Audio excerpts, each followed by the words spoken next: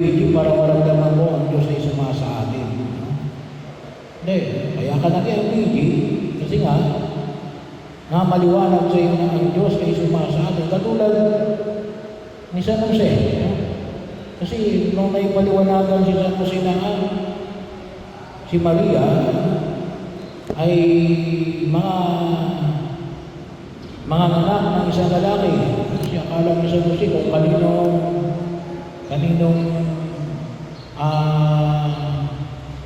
tatay yung ipanganak ni Maria.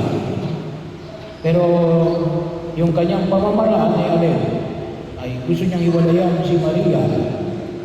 Bakit? Kasi gusto niyang yun ang pinaka-safest place na kanyang iniisip, no? Na iwalayan niya si Maria para na hindi mapahiya. Yung term na ginamit, hindi mapahiya. Pero sabi ko nga, noong panahon na yun, hindi lang basta mapahiya. No? Maaari kang mamatay sa bato. No? Kasi yun ang parusa na ibinibigay sa mga nakikihapin. May asawa ka ba na wala? Death by stoning. Pero iba yung plano ng Diyos. Ano yung plano ng Diyos?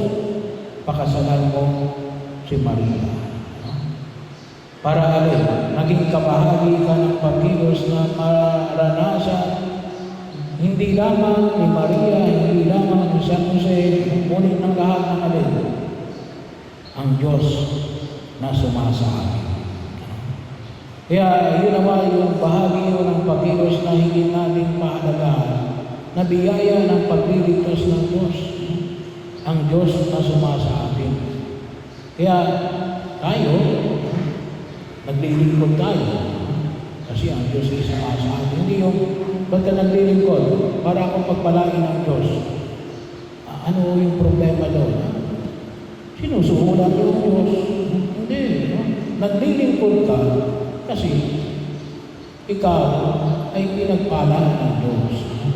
Ang Diyos ay sumasa iyo. Yung paglilingkod mo ay kumikilala ng na sa biyaya na ipinagkaloob ng buong may kapal.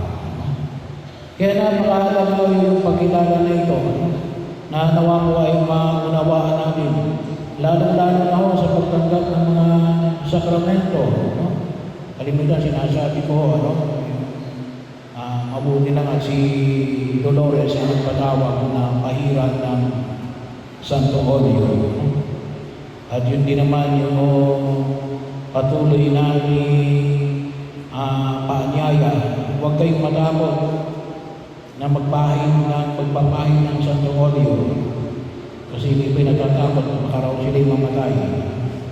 Hindi ho, mamamatay din kayo pagpapahin kayo ng Santo Olio. Hindi. Pero ano yung kaalagaan ng no?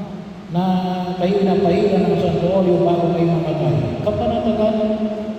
Kapanatagan ninyo, no? Ang pagkilala natin, ay talagang ang Diyos ay sumasa akin. No? Kasi sa biyaya ng pagpapahin ng Santo Olio, I am confirming na ang Diyos ay sumasa akin. At muli kong pinagtitibay natin, kung ako may nagkasala, hinihingi ko ng kapatawaran. Tandaan na nawa ay makita natin na higit natin pahalagahan. Yun ay assurance na talagang ang Diyos ay sumasa atin. Maliwanag na tandaan pero kung minsan may mga nagtatamad, paano yun? Sigurado hindi mo siya sa impyerno. Nakapangumisan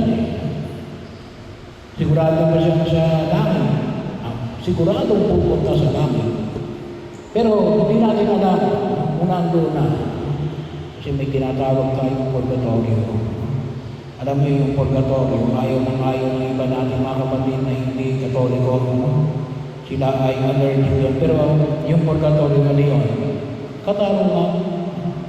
Halimbawa, itong mga sangkot sa flood control project nang umpisa, tinatawag ng pari.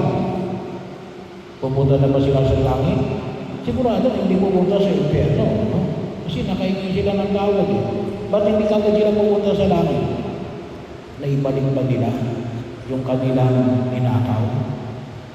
Hindi, tinatawad na siya ng Diyos. Tinatawad na siya ng Diyos. Kaya nga hindi na siya pupunta sa impyerno. Bakit padadaan sa purgatorio? To render justice. Katarungan.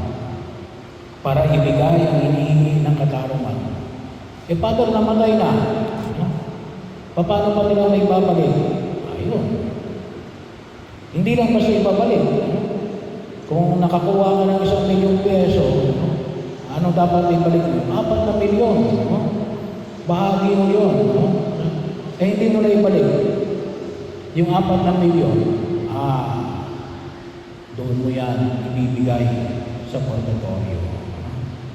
Si Dolores naman, hindi naman yan congressman, hindi naman yan DPWH, hindi naman yan contractor. Pero, sabi nga na, hindi natin alam.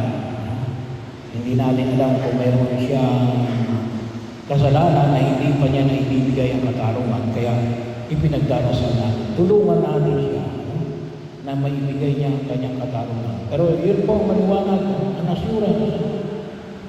Kaya, kalimitan siya sabi na, gusto ninyo mapanatag ng inyong kalooban, may sakit kayo, huwag kayong mahiya magpatawad ng pare. Kasi, kumisan hindi natin namamalayan, Kasi hindi natin naging, nasaan na kaya yung aking kapatid, nasaan na kaya yung nanay ko, nasaan na kaya yung asawa ko, Kaya, yung pag-apahin ng langis, yun ay assurance ng Diyos. Paninigurado. Kasi yun lang ating pananampalataya Katulad ng tulad ng Ebanghelyo. Sumasa atin ang Diyos. Na nagnanais na tayo samahan habang tayo naglalakbay ng pakinggan natin pakinabangan na siya ay tunay na makatampo doon sa kanyang kaharian sa langit. At kalimitan din tingin din natin ang tulong na ipanalangin din tayo ni Dolores. Nagabayan tayo sa ating pagkahan sa daigdig na ito. Nang sa ganon, sa takdang panahon, tayong lahat ay magtagpo-tagpo sa kaharian niya, kaharian ng Diyos sa langit.